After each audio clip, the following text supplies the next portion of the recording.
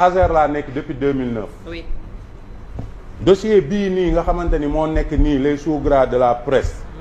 ñun travailleurs de ASER à 98%. xam nga kañ la ñu yëg ni Sénégal dafa signer contrat avec une entreprise espagnole pour l'électrification de 1500 villages xam nga kañ lañ ko yëg le jour de la passation de service du directeur général sortant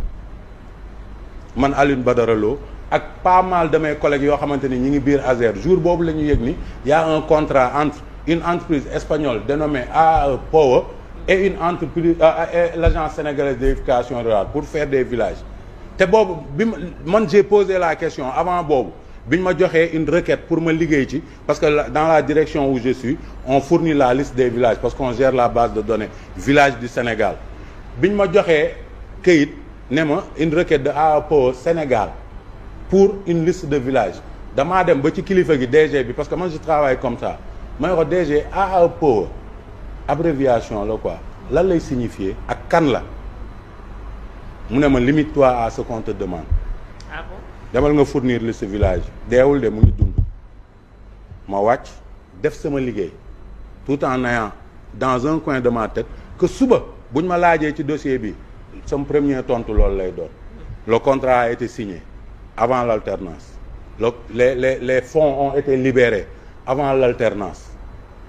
DG Jean-Michel Sène bi mu ñëwee jël service ci jour boobu. allez-y. c'est-à-dire les autres contrats là avant bii. est-ce que dañ ko daan exposé conseil d'administration ou bien est-ce que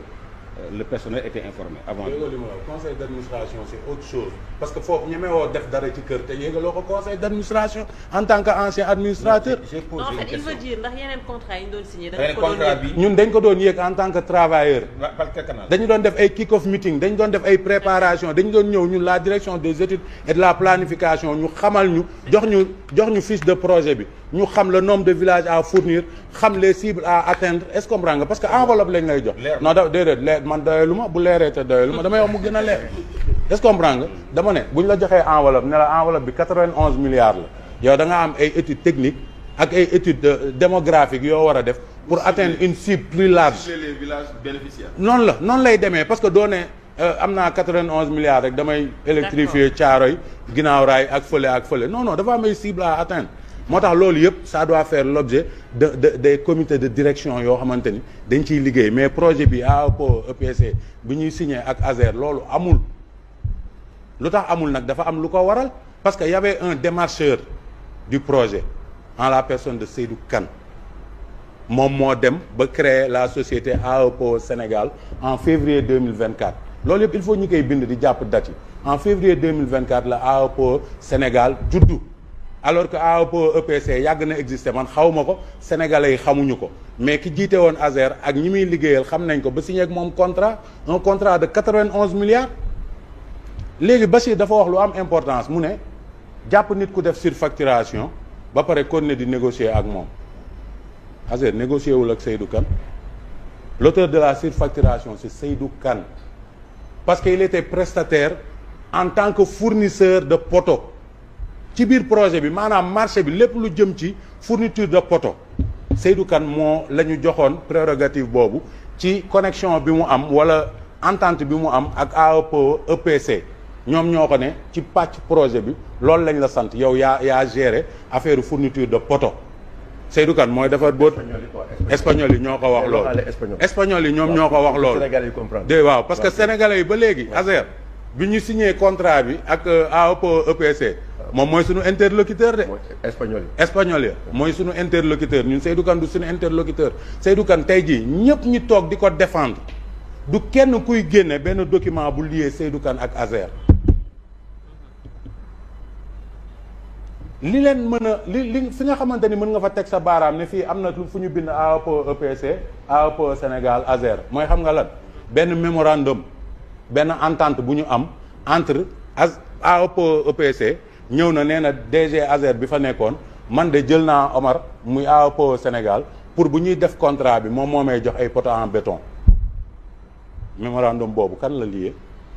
tey jii bu fekkee contrat bi lié AAPO EPC ak AAPO Sénégal amatul est-ce que mémorandum boobu mën na ko ne def fois dafa am nag processus bu daw ba nga xamante ni diggante bi lié woon AEPO EPC ak Seydou Kane AEPO Sénégal loolu dafa yàqu c'est pas de la faute de Azer c'est pas de la faute du gouvernement du Sénégal ñaari nit yu déggoo pour liggéey la man Sey Omar ma sekk ak yow deal nga ñëw bëgg ma dóor ci biir deal boobu ma dem ba xam ni yow da nga ma bëggoon dóor ma am preuve bi téye ci sama loxo est-ce que je suis forcé de continuer à travailler avec toi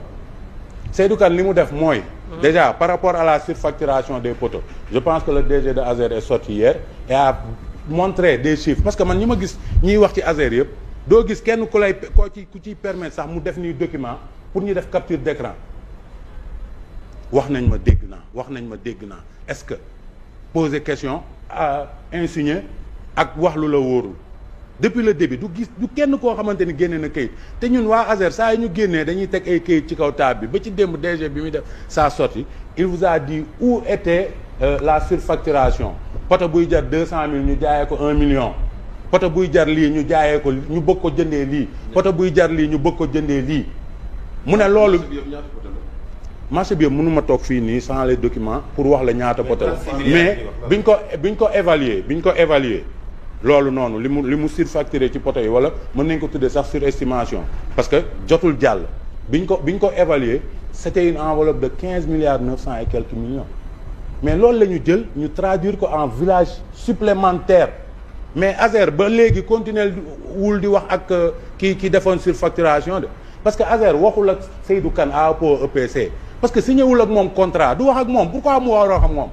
Seydou Kane c'est un homme d'affaires qui est entré dans un business pour se faire de l'argent la façon dont bi mu ko noon dandar defee jaarul yoon am ku ñëw xale bu ndaw ñëw gis ko léegi beneen question bi ñuy posé mooy ñi taxaw fii di wax ak Seydou Kane yëpp muy yenn journalistes yi yenn chroniqueurs yi taxaw di waxal Seydou Kane ba ci yenn benn député bi commencé temps yi yëpp di wax ci moom ñoom nañu wax ana Seydou Kane Seydou Kane du dëgg tànkam Sénégal. Pourquoi? Parce que justice mu ngi koy seet. Ah bon? Oui.